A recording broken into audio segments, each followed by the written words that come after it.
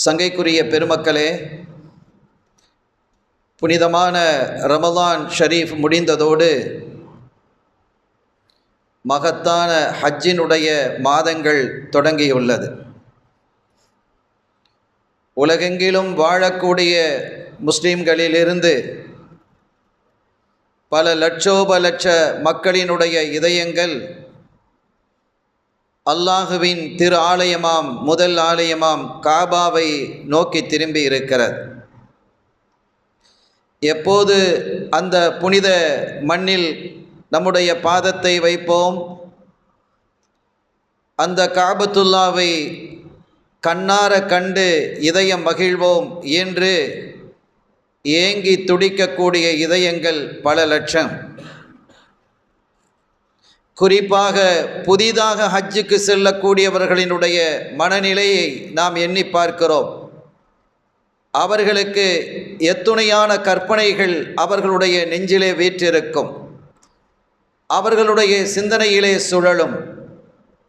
அவர்களுடைய கற்பனைகள் எல்லாம் அந்த புனித நகரை, அதையடுத்து அவர்கள் செய்யக்கூடிய ஜியாரத்தை நோக்கி, மதீனாவை நோக்கி அவர்களுடைய சிந்தனைகள் சுழலக்கூடிய நிலைகள் எல்லாம் ஒரு வித்தியாசமானவை. அருமையான பெருமக்களே, இங்கே ஹஜ்ஜு செய்தவர்கள் பலர் இருப்பீர்கள், பலமுறை ஹஜ்ஜு செய்தவர்களும் இருப்பீர்கள், ஒரு முறை கூட ஹஜ்ஜு செய்யாதவர்களும் இருக்கக்கூடும். ஆனால் ஹஜ்ஜை குறித்த தகவல்களை, அது போதிக்கக்கூடிய போதனைகளை, குறிப்பாக அது என்ன பாடத்தை இந்த சமூகத்திற்கு உணர்த்துகிறது என்பதனை விளங்கிக் கொள்வதுதான் ஹஜ்ஜின் பூரண பாக்கியத்தை தரும். அது ஒரு வணக்கம் என்று மாத்திரம் நாம் செயல்படுவோமையானால் அதற்கான கூலி மட்டுமே நமக்கு கிடைக்கும். அதே சமயம் ஹஜ்ஜினுடைய நோக்கம் என்ன, அது எதை போதிக்கிறது, அதில் என்ன படிப்பினைகள் உண்டு என்பதை விளங்கிக் கொள்ளும் பொழுது, விளங்கிக் கொண்டு ஹஜ்ஜு செய்யும் பொழுது அந்த ஹஜ்ஜினுடைய தன்மையே வித்தியாசப்பட்டு போகும்.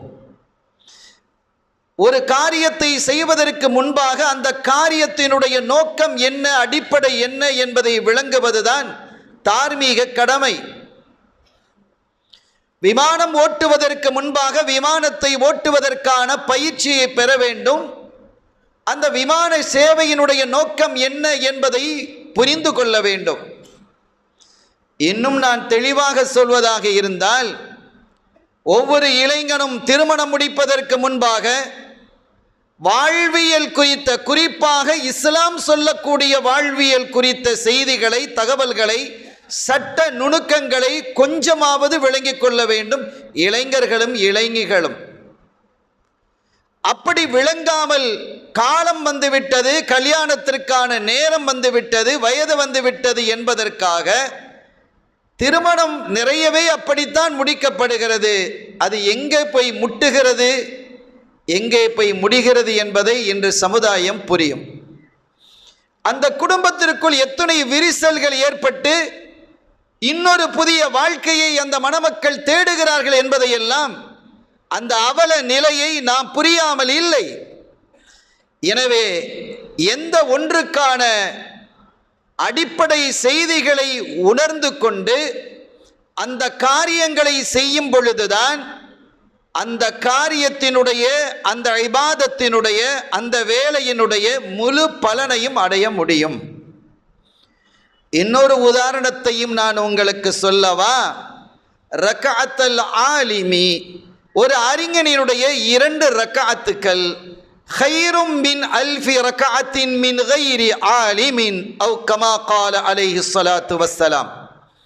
ஒரு அறிஞனுடைய 2 ரக்அத்துக்கள் அறிஞர் அல்லாத ஒருவரினுடைய 1000 ரக்அத்துக்களை விட சிறந்தது என்கிறார்கள் நம் இதயவேந்தர் காத்தமுர் ரசூல் முஹம்மதுர் ரசூலுல்லாஹி ஸல்லல்லாஹு அலைஹி வஸல்லம் அவர்கள். 1000 ரக்காத்துக்களை விட 2 ரக்காத்துக்கள் எப்படி சிறக்கிறது, எப்படி உயர்கிறது என்றால், அவர் ஒரு ஆலிம், அறிஞர். தொழுகையினுடைய சட்டதிட்டங்கள் மாத்திரமல்லாமல் அல்லாஹுவை விளங்கி அவர் தொழுகிறார். அல்லாஹுவை விளங்கி அவர் தொழுகும் பொழுது அல்லாஹ்வினுடைய ஆற்றல் என்ன, வல்லமை என்ன, அவனுடைய சக்தி என்ன, அவனுடைய படைப்பினங்களில் இருக்கக்கூடிய ரகசியங்கள் என்ன, தூணில்லாமல் வானை நிறுத்தி வைத்திருப்பது, இந்த பூமியை பரத்தி வைத்திருப்பது, மலைகளை ஆப்புகளாக ஆக்கி வைத்திருப்பது, ஆச்சரியமான கோலங்களை அண்ட சராசரத்திலே சுழல விட்டது என்பதையெல்லாம் ஒரு மனிதன் அறிந்து அந்த அல்லாஹ்வினுடைய வல்லமையை உணர்ந்து 2 ரக்காத்துக்கள் தொழுதால் அந்த தொழுகை எப்படி இருக்கும்? இன்னொரு உதாரணத்தின் மூலமாகவும் நான் உங்களுக்கு தெளிவுபடுத்துவேன். செய்திகள் சொல்வதற்கு முன்பாக, அந்த செய்திகளை உள்வாங்கிக் கொள்வதற்கு முன்பாக, அதை உள்வாங்கிக் கொள்வதற்கான ஒரு வலிமையை, பக்குவத்தை நீங்கள் பெற வேண்டும் என்பதற்காகவே இந்த உவமானங்கள். உங்கள் நண்பரோடு நீங்கள் தெருவிலே நடந்து செல்லுகிறீர்கள். நீங்கள் வெளிநாட்டிலே பல வருடங்கள் வேலை பார்த்திருந்தீர்கள், நன்றாக சம்பாதித்தீர்கள், உங்களுடைய குடும்பத்திற்கு கொடுத்தீர்கள், கொடுக்க வேண்டியவைகளுக்கும் வழங்கினீர்கள், எல்லாம் சரி. நீண்ட காலத்திற்கு பிறகு உங்களுடைய தாயகம் வந்து உங்கள் நண்பரோடு தெருவிலே ஏதோ ஒரு காரியத்திற்காக, எங்கோ செல்வதற்காக நீங்கள் நடந்து செல்லுகிறீர்கள். எதிர்த்தாற் போல் ஒரு மனிதர் வருகிறார். அவர் யார் என்று உங்களுக்கு தெரியாது, நீங்கள் பார்த்ததும் இல்லை, யார் என்று தெரிய வேண்டிய அவசியத்திலும் இல்லை. தெருவில் போகக்கூடிய எல்லோரையும் யார் யார் என்று நாம் தெரிந்து வைக்க வேண்டுமா? அவசியம் இல்லை. பஜாரிலே சென்றால் பல்லாயிரக்கணக்கான மக்கள் நடந்து செல்வார்கள். அவர் யார், இவர் யார் என்று தெரிய வேண்டிய அவசியம் நம் யாருக்கும் இல்லை. அப்படி ஒரு மனிதர் அங்கிருந்து எதிர்த்தாற் போல் வருகிறார். இவர்களை கடந்து செல்லும் பொழுது உங்களுடைய நண்பர் சொன்னார், இவர் யார் தெரியுமா அப்படி என்று கேட்கிறார். தெரியலையே, யார் என்று இவருக்கு எதுவும் தெரியாது. எனவே அவர் மீது ஒரு பாசமோ மரியாதையோ பிரியமோ எதுவும் இல்லை, இருக்க வேண்டிய அவசியமும் இல்லை. இப்போது நண்பர் சொன்னார், சில மாதங்களுக்கு முன்பாக உங்களுடைய அம்மா சுகம் இல்லாமல் ஆனார்கள் அல்லவா? ஆமாம். ஹாஸ்பிட்டலிலே அனுமதிக்கப்பட்டார்கள் இல்லையா? ஆமாம். அப்போது நீங்கள் வெளிநாட்டிலே இருக்கிறீர்கள் சம்பாதித்துக் கொண்டு. அந்த சமயம் அவசியமான ஒரு இரத்தம் தேவைப்பட்டது, அது கிடைக்கவில்லை. அதற்கான விளம்பரங்கள் தரப்பட்டது. இந்த இரத்தம் கிடைப்பது என்பது வெரி ரேர், ரொம்ப அபூர்வம். அந்த நிலையிலே இந்த மனிதர் தான் வந்து உங்க உம்மாவுக்கு இரத்தத்தை கொடுத்தார் என்று சொன்ன பொழுது, இப்போது இந்த மனிதருடைய மனோநிலை எப்படி இருக்கும்? அந்த மனிதரை பற்றி அவர் சும்மா கடந்து போக செல்ல விடுவாரா? அந்த மனிதரா இவர், எங்க உம்மாவுக்கு ரத்தம் கொடுத்த மனிதரா இவர், அந்த கஷ்டமான நேரத்தில் ஆம் என்றதும் ஓடோடி செல்வார் இல்லையா? அப்படி செல்ல வேண்டுமா இல்லையா? செல்வோம். சென்று அவருடைய கரத்தை பிடிப்போம். நீங்கள் என்னுடைய தாய்க்கு ரத்தம் கொடுத்ததாக இப்போதுதான் நான் அறிந்தேன், நீங்கள் என்று எனக்கு தெரியாது, ஒருவர் கொடுத்தார், அறியாது என்று எனக்கு தெரியாது. எனவே நீங்கள் என்னுடைய இல்லம் வர வேண்டும், எப்போது வருகிறீர்கள் அல்லது நான் உங்களுடைய இல்லத்திற்கு வருகிறேன் என்று சொல்வோமா இல்லையா? ஒருவனை தெரியும் பொழுதுதான் அவனின் மீது நமக்கு பிரியம் அதிகமாகும். அவனை பற்றிய விவரங்கள் புரியும் பொழுதுதான் அவனோடு இருக்கக்கூடிய நெருக்கம் அதிகமாகும். இப்போது நீங்கள் சொல்லுங்கள், அல்லாஹ்வை பற்றி தெரியும் பொழுது அவனை வணங்கக்கூடிய வணக்கம் எப்படி இருக்கும்? எவ்வளவு அழகாக ரசூலுல்லாஹி ஸல்லல்லாஹு அலைஹி வஸல்லம் அவர்கள் சொன்னார்கள், ரக்அத்துல் ஆலிமி, அல்லாஹ்வை அறிந்த அறிஞனினுடைய 2 ரக்காத்துக்கள் அல்லாஹ்வை அறியாதவனின் 1000 ரக்காத்துக்களை விட சிறந்தது. எனவே எந்த ஒன்றையும் அறிந்து செயல்படும் பொழுதுதான் அதனுடைய பூரண நன்மையை நாம் பெற முடியும் என்பதை இந்த செய்தியின் ஊடாக நான் உங்கள் முன்வைக்கிறேன். இப்போது நான் இந்த தலைப்பிற்குள் நுழைகிறேன். அருமையான பெருமக்களே, ஹஜ்ஜை குறித்து நான் ஆரம்பித்தேன். இது ஹஜ்ஜினுடைய மாதம் ஆரம்பமாகிவிட்டது. ஹஜ்ஜை நோக்கி கோடான் லட்சோப லட்ச மக்கள் திரளாக செல்வதற்கு ஆயத்தமாகி இருக்கக்கூடிய இந்த நேரத்தில் ஹஜ்ஜினுடைய வரலாறு குறித்து நீண்ட செய்திகளை இமாம்கள் தங்களுடைய கிரந்தங்களிலே பதிவு செய்து வைக்கிறார்கள். அவைகளை வரிசைப்படுத்துவதற்கான நேரமும் இடமும் காலமும் இதுவல்ல. ஆனால் ஹஜ்ஜுக்கு செல்ல இருப்பவர்கள் அதையெல்லாம் ஓரளவாவது தெரிந்து கொள்ள வேண்டும். அப்போது ஹஜ்ஜினுடைய சுவையே உங்களுக்கு அற்புதமாக மாறிப்போகும். அல்லாஹ் அதற்கு தௌஃபீக் செய்வானாக. கண்ணியத்திற்குரிய பெருமக்களே, ஹஜ்ஜினுடைய நோக்கம் என்பது வெறும் வணக்கம் மாத்திரமல்ல, ஒரு மனிதனை மனிதனாக வாழச் செய்யக்கூடிய பக்குவமான ஒரு இபாதத். அது இந்த ஹஜ்ஜை குறித்து அருள் நபி ஸல்லல்லாஹு அலைஹி வஸல்லம் அவர்கள் இயம்பும் பொழுது, அல் ஹஜ்ஜுல் மப்ரூர் லைஸ லஹு ஜஸாஉன் இல்லல் ஜன்னah, அங்கீகரிக்கப்பட்ட ஹஜ்ஜுக்கு கூலியாக சொர்க்கம் தான் இருக்கிறது. உங்களுடைய ஹஜ் அங்கீகரிக்கப்படுகிறது என்றால் அதற்கு கூலி சோனம் என்கிறார்கள் சுந்தர நபி முஹம்மதுர் ரசூலுல்லாஹி ஸல்லல்லாஹு அலைஹி வஸல்லம். வசதிகள் வாய்ப்புகள் கிடைக்க பெற்றும், கையிலே சல்லி இருந்தும், உடலிலே ஆரோக்கியம் இருந்தும், ஏதோ ஒரு காரணத்திற்காக நீங்கள் ஹஜ்ஜை செய்யாமல் விட்டால் அது எவ்வளவு பெரிய கண்டனத்திற்குரியது என்பதையும் அருள் நபி ஸல்லல்லாஹு அலைஹி வஸல்லம் அவர்கள் நமக்கு எச்சரிக்கிறார்கள். மன் கதர அலா அன் யஹுஜ்ஜ ஃபலம் யஹுஜ்ஜ, ஹஜ் செய்வதற்கான எல்லா வசதிகளையும் வாய்ப்புகளையும் பெற்றதற்கு பிறகு ஒரு மனிதன் ஹஜ் செய்யவில்லை என்றால் ஃபல்யமுத் யஹூதியன் அவ் நஸ்ரானியா, அவர் யஹூதியாகவோ அல்லது நஸ்ரானியாகவோ மரணிக்கட்டும் என்கிறார்கள். இப்படி ஒரு எச்சரிக்கையை ஸல்லல்லாஹு அலைஹி வஸல்லம் அவர்கள் பிற இடங்களில் பிற வணக்கங்களை விட்டதற்காக சொல்லி நான் பார்த்ததில்லை. அவ்வளவு கடுமையாக எச்சரிக்கிறார்கள். ஏன் இப்படி எச்சரிக்கிறார்கள் என்பதற்கு பல காரணங்கள் உண்டு. சில விஷயங்களை நான் உங்களுக்கு இங்கே சொல்லுவேன். அருமையானவர்களே, தொழுகை கடமையாக்கப்பட்டது. இந்த மார்க்கம் பூரணமானது என்று அல்லாஹ் சொல்லவில்லை. ஜகாத் கடமையாக்கப்பட்டது, நோன்பு விதியாக்கப்பட்டது, இன்ன பல இபாதத்துக்கள் எல்லாம் விதியாக்கப்பட்டது அல்லது உபரியான வணக்கமாக அறிவிக்கப்பட்டது, சுன்னத்தானதாக அறிவிக்கப்பட்டது. அப்போதெல்லாம் இந்த மார்க்கம் நிறைவு பெற்றுவிட்டது என்று சொல்லாத அல்லாஹ் ஹஜ்ஜை குறித்து, ஹஜ்ஜு அறிவிக்கப்பட்ட பொழுது, அது விதியாக்கப்பட்ட பொழுது ஹஜ்ஜிலேயே வைத்து அல்லாஹ் ஆயத்தை இறக்கினான். அல் யௌம அக்மல்து லக்கும் தீனக்கும் வ அத்மம்து அலைக்கும் நிஅமதி, இன்றைய நாளில் உங்களுடைய மார்க்கத்தை நான் பூரணப்படுத்தினேன் என்கிறான். எனவே ஹஜ்ஜின் போதுதான் ஹிஜ்ரி 10ஆம் ஆண்டு கண்மணி நாயகம் ஸல்லல்லாஹு அலைஹி வஸல்லம் அவர்கள் ஹஜ்ஜுக்காக சென்றிருந்த பொழுதுதான் இந்த வசனம் அரஃபாவிலே வைத்து இறங்குகிறது. இன்றைய நாளில் உங்களுடைய மார்க்கத்தை, உங்களுடைய தீனை நான் பூரணப்படுத்தினேன் என்கிறான். இது போன்ற வசனம் பிற நபிமார்கள், முந்திய நபிமார்களினுடைய காலத்திலும் அருளப்படவில்லை.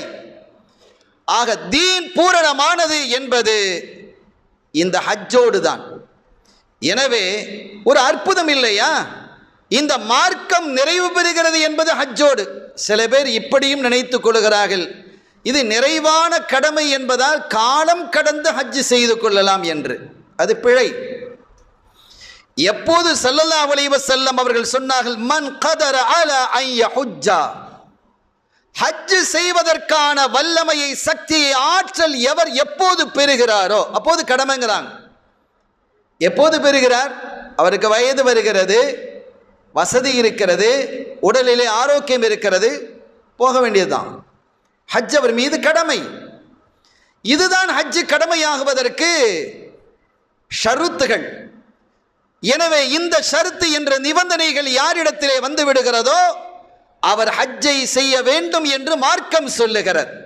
அதற்கு பிறகு அவர் தாமதப்படுத்தினால், இல்லை ஒரு 4 வருஷம் கழிச்சா இன்னும் கொஞ்சம் நம்ம பக்குவம் வரும் என்று சொல்லி அதற்கிடையிலே அவருக்கு மரணம் வந்தால் அவருடைய மரணம் எப்படி இருக்க வேண்டும் என்று ரசூல் ஸல்லல்லாஹு அலைஹி வஸல்லம் அவர்கள் எச்சரித்ததை நான் சற்று முன்பு வாசித்து காட்டினேன். எனவே அருமையான பெருமக்களே, ஹஜ் என்பது இந்த மார்க்கத்தில் நிறைவான இபாதத்தாக மாத்திரமல்லாமல் பல பண்புகளையும் பக்குவங்களையும் நமக்கு வழங்குகிறது என்பதை இதன் வழியாக நாம் உணர்ந்து கொள்ள வேண்டும். நாமெல்லாம் பொதுவாக பழக்கத்திற்கு அடிமையானவர்கள். உதாரணமாக, நாம் சில உணவுகளை சாப்பிட்டு பழக்கப்பட்டு இருப்போம். அந்த உணவையே நாம் விரும்புவோம். இந்த உணவு இருந்தால் நன்றாக இருக்குமே என்று.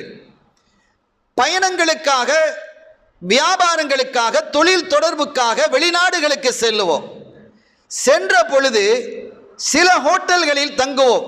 அந்த ஹோட்டலில் இடம் இல்லாத போது நமக்கு கொஞ்சம் சங்கடமாக இருக்கும், அசூசையாக கூட இருக்கும். இந்த ஹோட்டல் கிடைத்திருந்தால் நன்றாக இருக்குமே. ஏன், அதையும் தாண்டி ஒன்று சொல்லவா, பள்ளிக்கு தொலை வரக்கூடியவர்கள் கூட வழமையாக ஒரே இடத்தையே தேர்வு செய்வார்கள், இல்லையா? நீங்கள் பொதுவாக நீங்கள் அப்படி நினைத்து உட்காருவது இல்லை.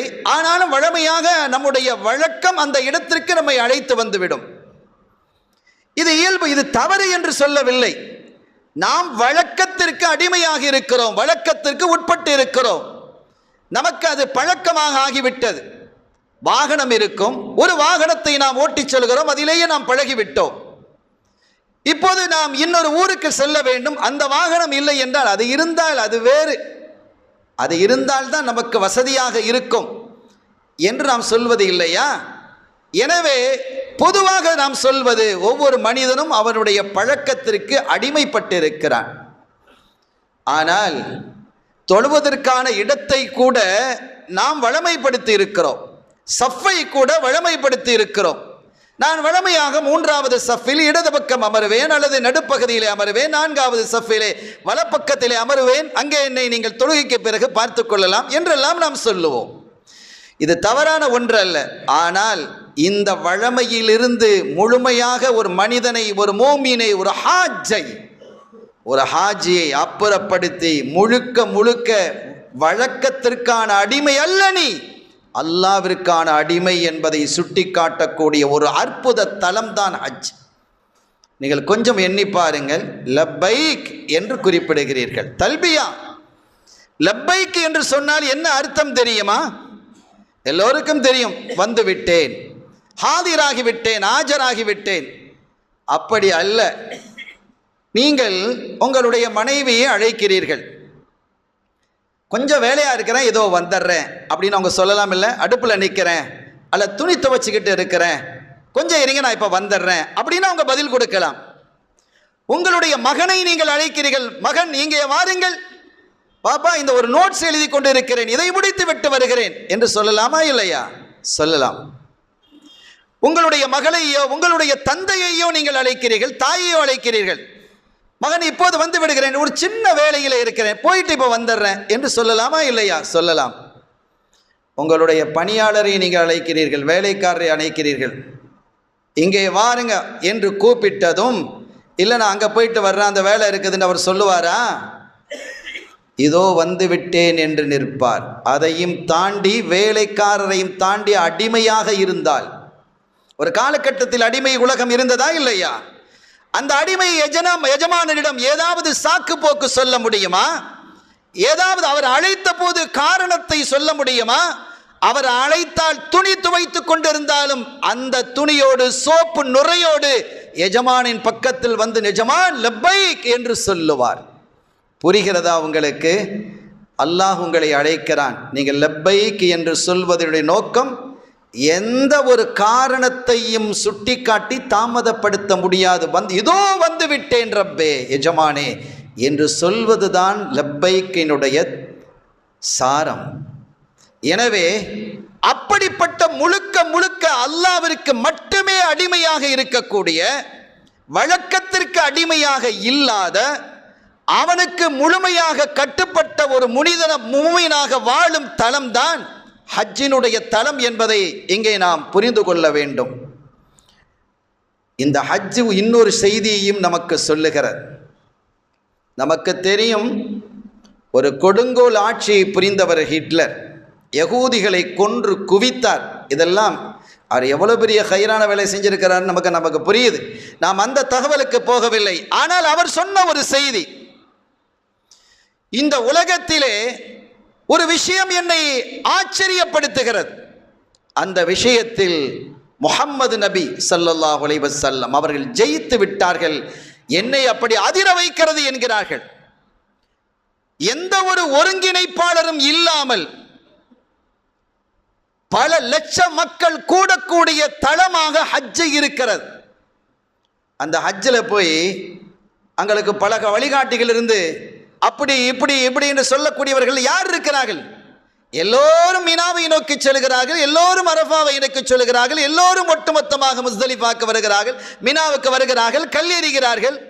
லட்சோப லட்சோப லட்சோப மக்கள். ஒருங்கிணைப்பாளர் இல்லாமல் ஒருங்கிணைக்கப்பட்ட ஒரு இபாதத்து இல்லையா? ஒரு பேரறிஞர், அமெரிக்க பேரறிஞர், அவர் டிவியிலே காபத்துல்லாவில் மக்கள் தவாப் செய்து கொண்டிருக்கக்கூடியதை பார்க்கிறார்.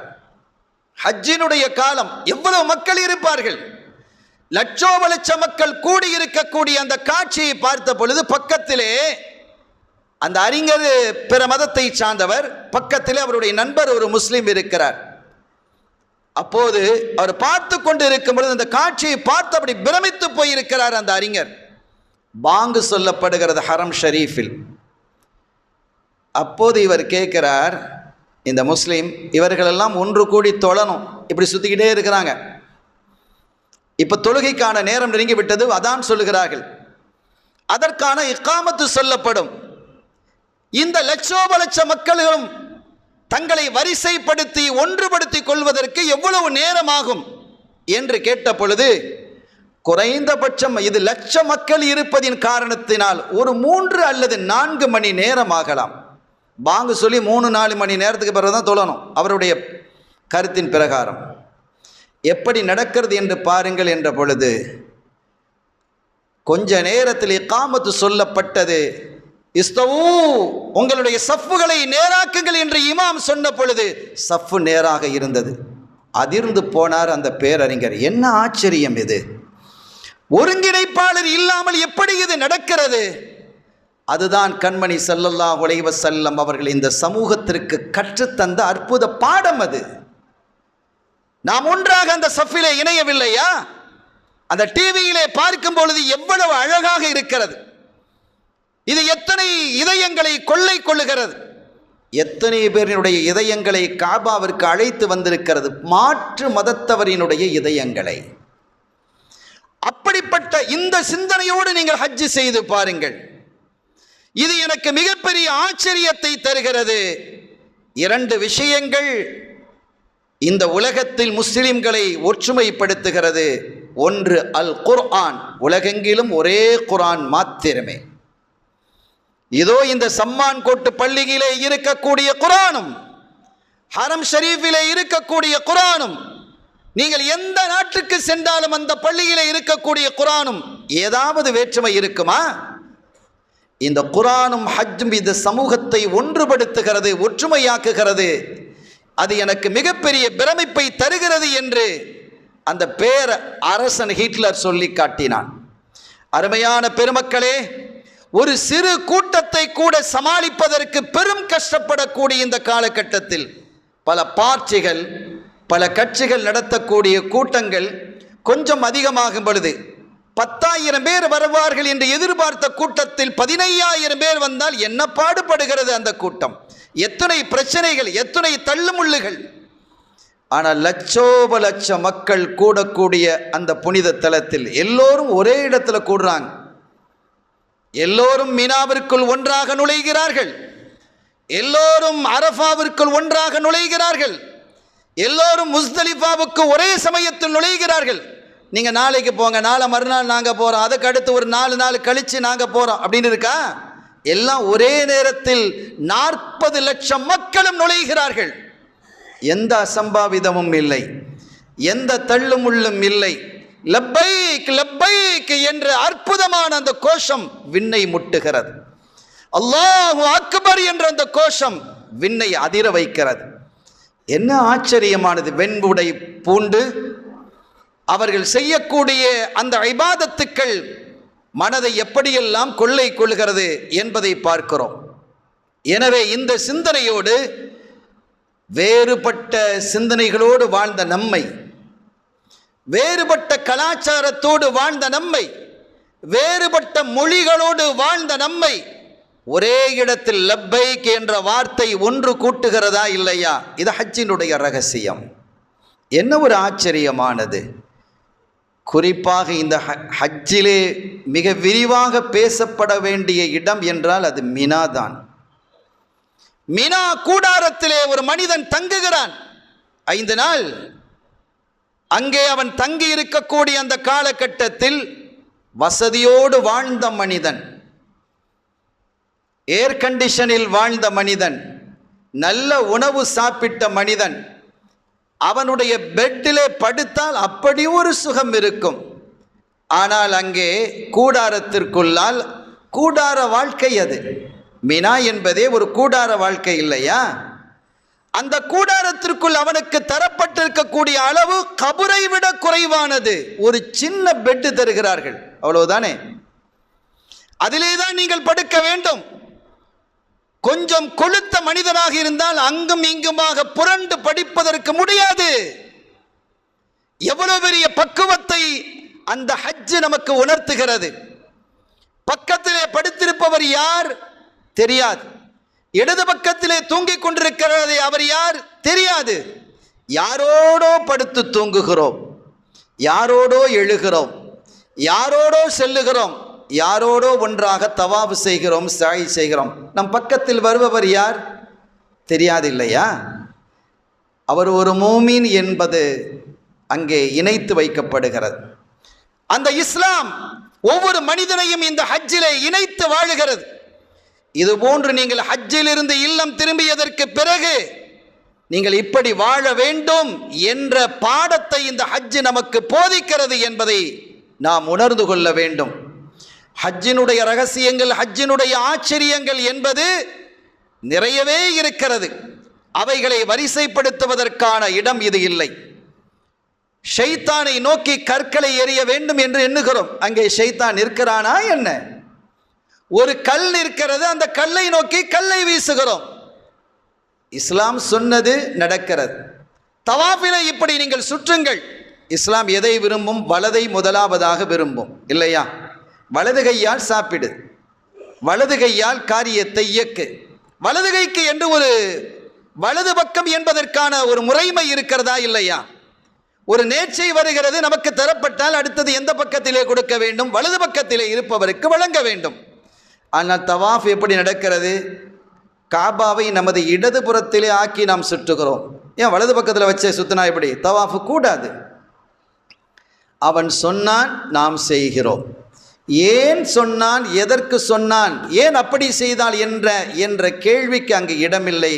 காரணம், முழு அடிமை நாங்கள். அங்கே அல்லாஹ்வினுடைய அடிமை நாமெல்லாம், அல்லாஹ்வினுடைய முழுமையான அடிமை என்ற அந்த அடிமைத்துவம், உபூதியத் வெளியாகக்கூடிய தளம் அது என்பதை நாம் உணர்ந்து கொள்ள வேண்டும். கண்ணியத்திற்குரிய பெருமக்களே, இந்த சிந்தனைகளோடு நாம் சொல்லிய செய்திகள் கடலிலே ஒரு துளி, சொல்ல வேண்டிய செய்திகள் கடல் அளவு.